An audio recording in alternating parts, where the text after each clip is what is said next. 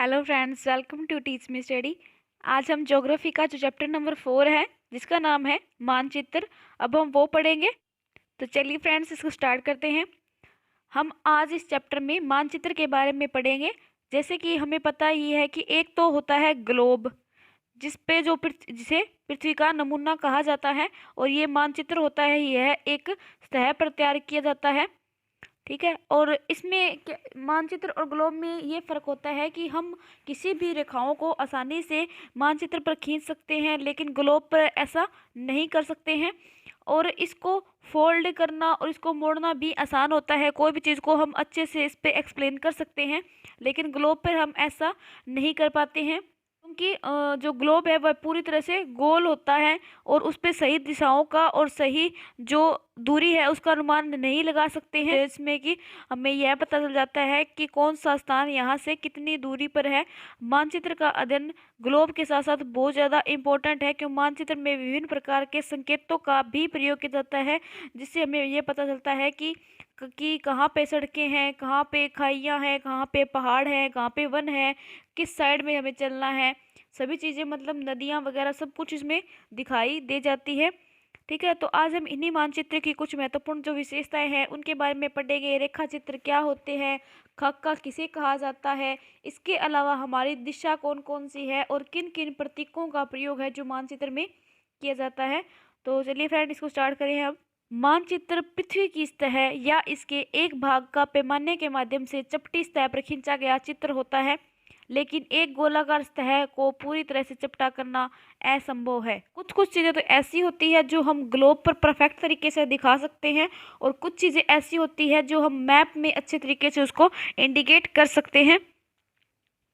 मानचित्र हमारी विभिन्न जरूरतों के लिए आवश्यक है।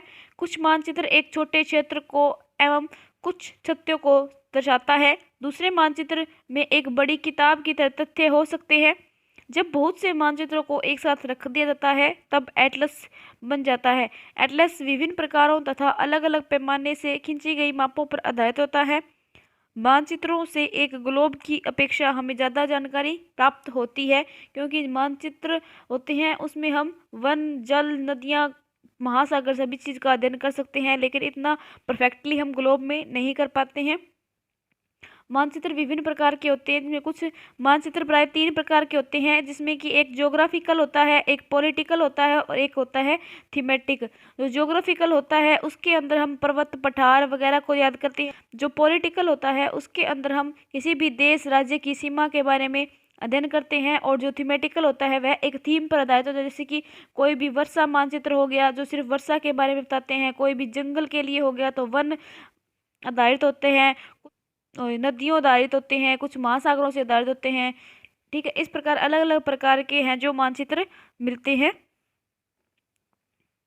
तो सबसे पहले है भौतिक मानचित्र। पृथ्वी की प्राकृतिक आकृतियों जैसे पर्वतों, पठारों, नदियों, महासागरों इत्यादि को दर्शाने वाले मानचित्र को भौतिक या उच्चावच मानचित्र कहा जाता है। सेकंड है राजनीतिक मानचित्र। राज्यों, शहरों, गांवों के विभिन्न देशों या फिर राज्यों और उनकी सीमाओं को दर्शाने वाले मानचित्र को राजनीतिक मानचित्र कहा जाता है। अगर आपको ऐसे समझ में ना आए तो आप ऐसे भी याद कर सकते हो, जैसे कि हमारी जो राजनीति है, हम बोलते हैं कि ये राजनीति कर रहा है, इसका मतलब क्या है, वह अपने सीमा या क्षेत्र को बताना चाहता है कि मैं इतना बड़ा हूँ, मेरा क्षेत्र यहाँ तक है, ऐसे वैसे। तो इस प्रकार याद करते, जो राजनीति करेगा उसमें सीमा और उसके क्षेत्रों का अध्ययन किया जाएगा। तो अब नेक्स्ट है थीमेटिक मानचित्र। कुछ मानचित्र विशेष जानकारियां प्रदान करते हैं, जैसे कि सड़क, वर्षा, वन, उद्योगों आदि के वितरण दर्शाने वाले मानचित्र। थीमेटिक मतलब ये एक थीम पर आधारित होते हैं, और इसी थीम के आधार पर ही इन मानचित्रों को तैयार किया जाता है, ताकि जो विभिन्न प्रकार के जो आने वाली वर्षा है या फिर जो वन है, जो हमारे उद्योग है, जी रास्ते में हमारे कौन कौन से उद्योग पड़ेंगे या फिर कौन कौन सी सड़कें हैं, इन सभी की जानकारी हमें प्राप्त हो जाती है। तो मानचित्र के मुख्यतः 3 घटक होते हैं। दूरी का पता लगाना कि कौन सी चीज़ है उस चीज़ से जो नेक्स्ट चीज़ है उससे कितनी दूर है। दिशा, कि हमें दिशा का पता चलता है, जैसे कि उत्तर में कौन सी है, उत्तर में क्या पड़ेगा, दक्षिण में क्या पड़ेगा, ऐसे। और प्रतीक, विभिन्न प्रकार के प्रतीकों का प्रयोग किया जाता है। जैसे कि मान लो आप हरा, अगर जंगल को दर्शाना हो तो विभिन्न प्रकार के पेड़ों का चित्र मिलता है। मैदानों को दर्शाना हो तो ग्रीन ग्रीन घास सा दिखाया जाता है। जैसे कि नदियों के लिए ऐसे ऐसे नदियों में ब्लू कलर कर दिया जाता है, और अगर झील हो तो उसको ऐसे दर्शाया जाता है। अगर कुआं है तो उसको पूरा ब्लैक ऐसे ऐसे बना दिया जाता है, जैसे कि कुएं का पता चल जाता है। इस प्रकार अनेक प्रकार के संकेतों का प्रयोग किया जाता है। अब है हमारा दूरी। अब इसमें ऐसे दिया हुआ है कि जो हमारा मानचित्र होता है उसमें अगर हमको 10 किलोमीटर दर्शाना है तो उसमें क्या दिया हुआ होगा, वहां पे उसमें 2 सेंटीमीटर दिया हुआ, क्योंकि 1 सेंटीमीटर में जो 5 किलोमीटर दर्शाया गया होगा। और इसके अलावा जो छोटे पैमाने वाले होते हैं मानचित्र, उनके लिए यह बोला गया है कि जो जो 500 किलोमीटर होता है उसके लिए मैप में 5 सेंटीमीटर दिखाया जाता है। और जो 500 मीटर होगा, जो बड़े पैमाने वाले मानचित्र होते हैं जो 500 मीटर होंगे, उसके लिए भी वहां पे 5 सेंटीमीटर ही दिखाया जाएगा। तो इनको तो बड़े पैमाने वाले मानचित्र बोलते हैं और इनको छोटे पैमाने वाले मानचित्र बोलते हैं। तो चलिए अब इसमें पढ़ते हैं। मानचित्र एक आरेखण होता है जो कि पूरे विश्व या उसके एक भाग को छोटा कर कागज के एक पन्ने पर दर्शाता है।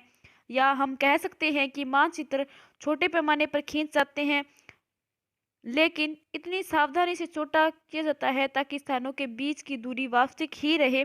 यह तब भी संभव हो पाता है जब कागज पर छोटी दूरी स्थल की बड़ी दूरी को व्यक्त करती है। जैसे कि 2 सेंटीमीटर है, वह 10 किलोमीटर को व्यक्त करती है।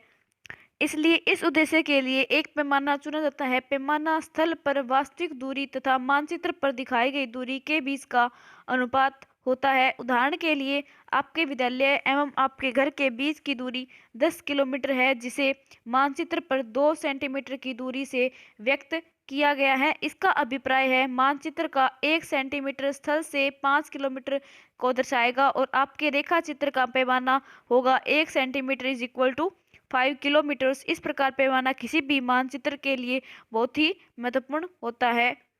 अगर आपको पैमाने की जानकारी है तो आप मानचित्र पर दिए गए किसी भी 2 स्थानों के बीच की दूरी का पता लगा सकते हैं।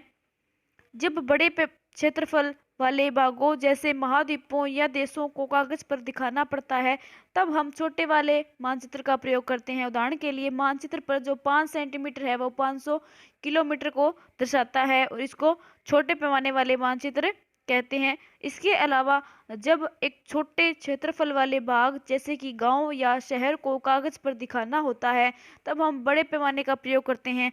जैसे स्थल पर 500 मीटर की दूरी को मानचित्र पर 5 सेंटीमीटर से दर्शाया जाता है। इस प्रकार के मानचित्र को बड़े पैमाने वाले मानचित्र कहते हैं।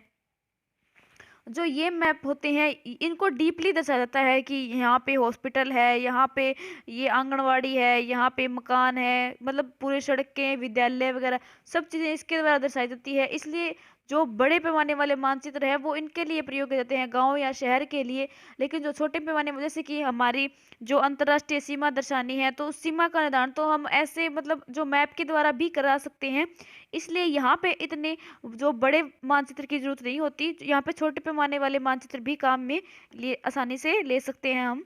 तो बड़े पैमाने वाले मानचित्र छोटे पैमाने वाले मानचित्र की अपेक्षा अधिक जानकारी प्रदान करते हैं, क्योंकि यहाँ पे हम सभी चीज़ों को इंडिकेट कर रहे हैं कि कहाँ पे क्या चीज़ है, कहाँ पे विद्यालय है, कहाँ पे मंदिर है, कहाँ पे क्या चीज़ है। लेकिन इसके अलावा जो छोटे पैमाने वाले मानचित्र होते हैं उनमें हम सिर्फ जो हमारी मेन जो बेसिक कंसेप्ट्स होते हैं, जैसे कि किस राज्य की सीमा कहाँ तक लगती है, अंतर्राष्ट्रीय सीमा लगती है और कौन सा देश कहाँ पे स्थित है, ये जो नॉर्मल जानकारी होती है इसके लिए छोटे पैमाने वाले मानचित्रों का प्रयोग किया जाता है।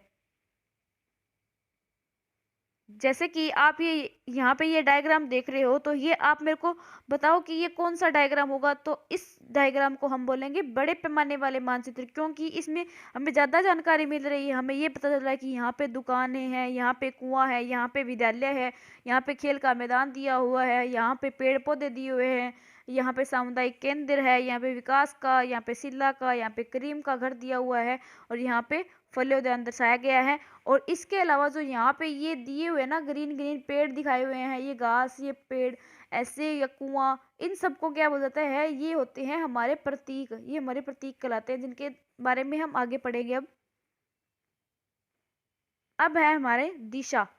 वैसे तो हमें पता है कि हमारे 4 दिशाएं होती हैं, उत्तर, दक्षिण, पूर्व, पश्चिम, ठीक है। लेकिन इसके अलावा जो ये दिशाएं हैं, ये हमें पूर्ण ज्ञान नहीं करवा पाती कि कौन सा क्षेत्र परफेक्ट में कहाँ पे है। तो इसके अलावा इनके जो बीच की जगह होती है उनको भी लिया जाता है, जैसे कि यहाँ पे उत्तर पश्चिम लिया हुआ है, यहाँ पे उत्तर पूर्व लिया होता है, यहाँ पे दक्षिण पूर्व, यहाँ पे दक्षिण पश्चिम लिया जाता है, ठीक है। तो इससे हमें अच्छे से ज्ञात हो जाता है कि कौन सी चीज़ है वो किस एंगल में या फिर किस दिशा में स्थित है, ठीक है।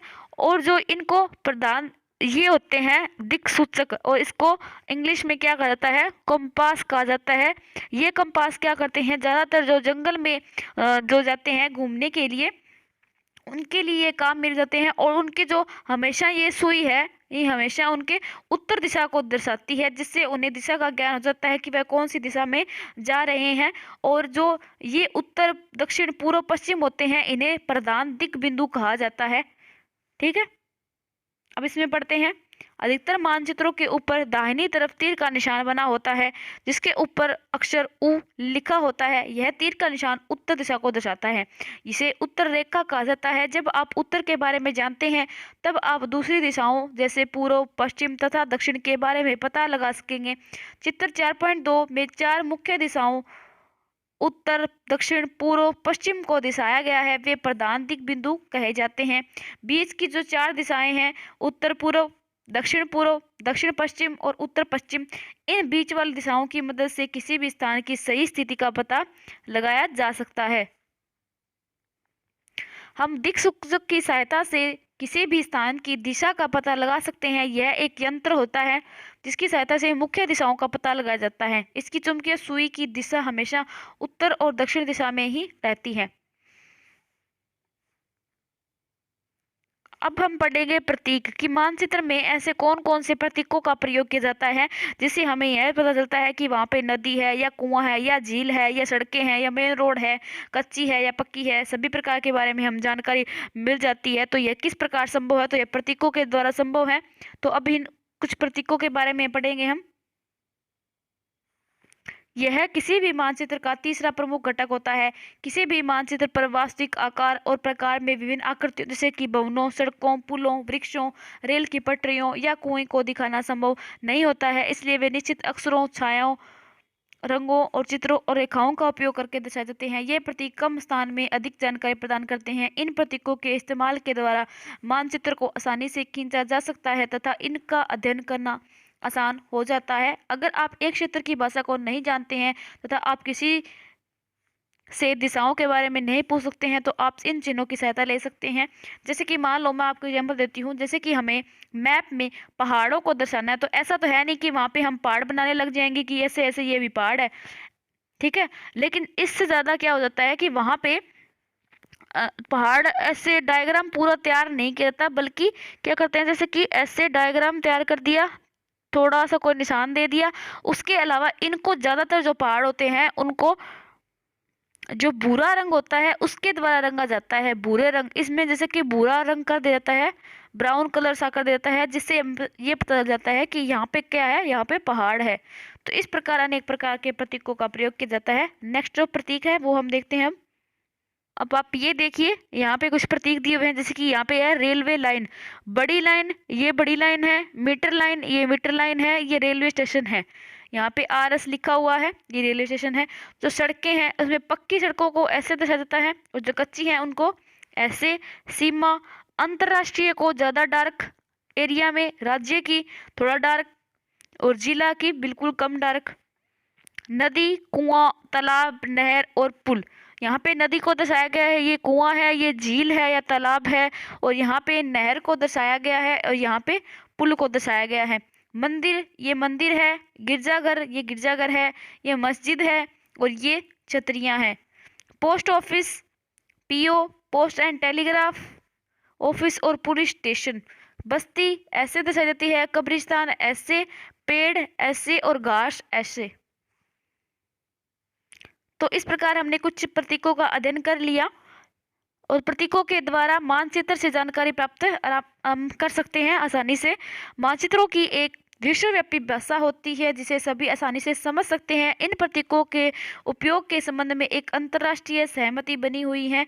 ये रूढ़ प्रतीक कहे जाते हैं। कुछ रूढ़ प्रतीक चित्र 4.3 में दर्शाए गए हैं। विभिन्न रंगों का उपयोग भी इसी उद्देश्य से किया जाता है। उदाहरण के लिए मानते हैं नीले रंग का प्रयोग जलाशयों के लिए, भूरा रंग पर्वतों के लिए, पीला रंग पठारों के लिए और हरा रंग मैदानों को दर्शाने के लिए किया जाता है। इसलिए इनका कलर फिक्स है, इसलिए इन्हें रूढ़ प्रतीक कहा जाता है, जिसमें हम कोई भी चेंज नहीं कर सकते। नेक्स्ट हम पढ़ेंगे रेखा चित्र के बारे में कि हमारे रेखा चित्र हैं वो क्या होते हैं। जैसे कि आप ज़्यादातर हमारे बीच में ये बातें होती रहती है कि आप ये बोलोगे कि मेरा घर यहाँ पे है। आप अपने कोई मित्र को बता रहे हो तो आप कैसे बताओगे कि आप ऐसे जाना, फिर ऐसे जाना, फिर यहाँ पे ऐसे जाओगे, फिर ऐसे आओगे, फिर यहाँ पे, तो यहाँ पे मेरा घर आ जाएगा, आप ये बताओगे। तो ये कच्चा मानचित्र हो गया आपका, आपके द्वारा बनाया हुआ। इस प्रकार जो ये मैप है इसको हम रेखा चित्र आम भाषा में बोलते हैं।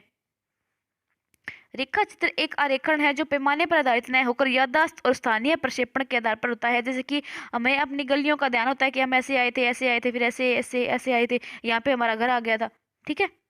इसको स्थानीय प्रक्षेपण बोलते हैं। कभी कभी किसी क्षेत्र के एक कच्चे आरेखन की आवश्यकता वहाँ के एक स्थान को दूसरे स्थान के सापेक्ष दिखाने के लिए होती है। जैसे कि हम कभी यार ये बोल देते हैं कि वो अगर हमें सामने वाला ये पूछे कि आपका घर कहाँ पे है, तो आप ये बोलोगे, कई बार ये आप ये बोल देते हो कि हमारा घर जितना दूर आपसे जो आपका स्कूल पड़ता है उतना ही दूर आपसे हमारा घर पड़ेगा, ठीक है। हम कई बार ये भी बोल देते हैं, तो इसलिए कहते हैं एक स्थान को दूसरे स्थान के सापेक्ष दिखाने के लिए भी होता है। मान लीजिए आप अपने मित्र के घर जाना चाहते हैं लेकिन आपको रास्ते की जानकारी नहीं है। आपका मित्र अपने घर के रास्ते को बताने के लिए एक कच्चा आरेखन बना सकता है। इस प्रकार कच्चे आरेख को भिन्न पैमाने की सहायता से खींचा जाता है तथा इसे रेखा चित्र मानचित्र कहते हैं। अब नेक्स्ट है खाका। जब भी हम अपना मकान बनाते हैं तो हम मकान का क्या करते हैं, खाका तैयार करते हैं। हम ये तैयार करते हैं ना कि यहाँ पे ये जो रूम है इसकी लंबाई और चौड़ाई इतनी होगी, उसके बाद ये किचन है तो किचन की लंबाई और चौड़ाई इतनी होगी, यहाँ पे एक और रूम बनाएंगे तो उसकी लंबाई और चौड़ाई इतनी होगी। तो इनको एक बड़े पैमाने पर जो खींचा गया रेखा चित्र होता है उसको खाका कहा जाता है, ठीक है। छोटे क्षेत्र का बड़े पैमाने पर खींचा गया रेखा चित्र खाका कहलाता है। एक बड़े पैमाने वाले मानचित्र से हमें बहुत सी जानकारियां प्राप्त होती है, लेकिन कुछ ऐसी चीज़ें होती हैं जिन्हें हम कभी कभी जानना चाहते हैं, जैसे कि किसी कमरे की लंबाई एवं चौड़ाई जिसे मानचित्र में नहीं दिखाया जा सकता। उस समय हम लोग बड़े पैमाने वाला एक रेखा चित्र खींच सकते हैं जिसे खाका कहा जाता है, ठीक है फ्रेंड्स। तो हमारा ये चैप्टर तो कंप्लीट हो गया। अब इसके कुछ अभ्यास के क्वेश्चन हैं, अब हम वो करेंगे। तो हमारा क्वेश्चन नंबर फर्स्ट है, मानचित्र के 3 घटक कौन कौन से हैं। तो ये घटक कौन कौन से हैं, दूरी, दिशा और प्रतीक, ठीक है। अब हमारा नेक्स्ट क्वेश्चन है, प्रधान दिक् बिंदु कौन कौन से हैं। तो उत्तर, दक्षिण, पूर्व, पश्चिम जितनी भी दिशाएं हैं उनको प्रधान दिक् बिंदु कहा जाता है। मानचित्र के पैमाने से आप क्या समझते हैं, जो स्थल पर हमारी वास्तविक दूरी है और उसको जब मानचित्र पर दिखाई गई दूरी जो होती है उसके बीच का जो अनुपात होता है उसको पैमाना कहा जाता है। ग्लोब की अपेक्षा मानचित्र अधिक सहायक क्यों होते हैं, कि ग्लोब पर हम हर प्रकार की रेखाओं को खींच नहीं सकते हैं और हमें ग्लोब के द्वारा अच्छे से किसी भी दिशा या फिर उसकी दूरी का अच्छे से ज्ञान नहीं हो पाता है। ना ही यह ज्ञान हो पाता है कि कहाँ पे पहाड़ हैं, कहाँ पे पठार हैं, कहाँ पे मैदानी भाग है, इन सब चीज़ें, क्योंकि ग्लोब में किसी भी प्रकार के प्रतीकों का प्रयोग नहीं किया जाता है। तो जो हमारे मानचित्र होते हैं उसमें हमें सभी प्रकार की दिशाओं का ज्ञान हो जाता है, उत्तर, दक्षिण, पूर्व, पश्चिम। इसके अलावा जो बीच की दिशाएं होती हैं उनका भी ज्ञान होता है और उसके अलावा हमें दूरी का भी पता चल जाता है कि यहाँ पे ये स्थान है जो यहाँ पे कितनी दूरी पर स्थित है, ठीक है। और इसके अलावा हमें यह भी ज्ञान हो जाता है कि कहाँ पे पठार है, कहाँ पे जो पर्वत है, कहाँ पे मैदानी भाग है हमारा, कहाँ पे नदियाँ हैं, जो रेलवे लाइन है, कौन सी सड़कें हैं। इस प्रकार हमें विभिन्न प्रकार के जो संकेत हैं, जो प्रतीक है, उनकी सहायता से हमें यह पता चल जाता है। तो इस प्रकार जो मानचित्र है हमारे वो ग्लोब से ज़्यादा आवश्यक और महत्वपूर्ण होते हैं हमारे लिए।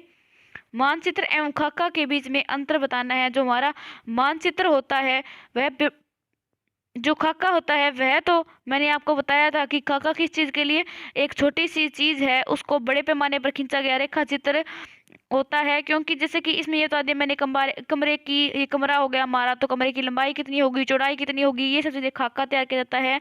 और इसके अलावा जो मानचित्र है, मानचित्र पर यह एक विस्तृत होता है। चित्र के अंतर्गत जो किसी भी स्थिति का सही और एग्जैक्ट लोकेशन या फिर उसका सही दिशा पता चल जाती है। कि खाका है वह बड़े पैमाने पर खींचा गया चित्र होता है। जो मानचित्र है उसका ही एक हिस्सा होता है खाका। कौन सा मानचित्र विस्तृत जानकारी देता है? जो बड़े पैमाने वाले मानचित्र होते हैं वह विस्तृत जानकारी प्रदान करते हैं। प्रतीक किस प्रकार मानचित्रों के अध्ययन में सहायक होते हैं? जो प्रतीक होते हैं उसके द्वारा हमें जो वहाँ पे जो नदियाँ हैं, झीलें हैं, पहाड़ हैं, पठार हैं, या फिर उनके अलावा जो सड़कें हैं, वर्षावन है, मैदान है, सभी प्रकार की चीज़ों का हमें ध्यान हो जाता है। तो यह हमारे लिए बहुत इम्पोर्टेंट है। और इनके लिए सिर्फ रूढ़ प्रतीकों का प्रयोग किया जाता है। जैसे कि नदियों के लिए सिर्फ ब्लू कलर का, पठारों के लिए येलो कलर का, और इसके लिए पहाड़ों के लिए भूरे कलर का प्रयोग किया जाता है, मैदानों के लिए हरे रंग का। ठीक है, इस प्रकार विभिन्न प्रकार के रूढ़ प्रतीकों का प्रयोग किया जाता है जो हमें मानचित्रों का अध्ययन में बहुत अधिक सहायक होते हैं। अब है सही उत्तर को चयन करना है। वृक्षों के वितरण को दिखाने वाले मानचित्र कौन से होते हैं? तो ये होते हैं थीमेटिक मानचित्र के। वृक्षों का विवरण, वृक्ष क्या है, एक थीम तैयार कर ली वृक्ष की, तो वृक्ष के द्वारा जो बताएंगे वो थीमेटिक होंगे। नीले रंग का इस्तेमाल किसे दिखाने के लिए किया जाता है? तो इसको जलाशयों के लिए प्रयोग किया जाता है। दिक्सूचक का उपयोग इसके मुख्य दिशा का पता लगाने के लिए किया जाता है। और इसके अलावा है पैमाना आवश्यक है। तो पैमाना किस चीज़ के लिए आवश्यक है? मानचित्र बनाने के लिए एक विशेष प्रकार के पैमाने की आवश्यकता होती है।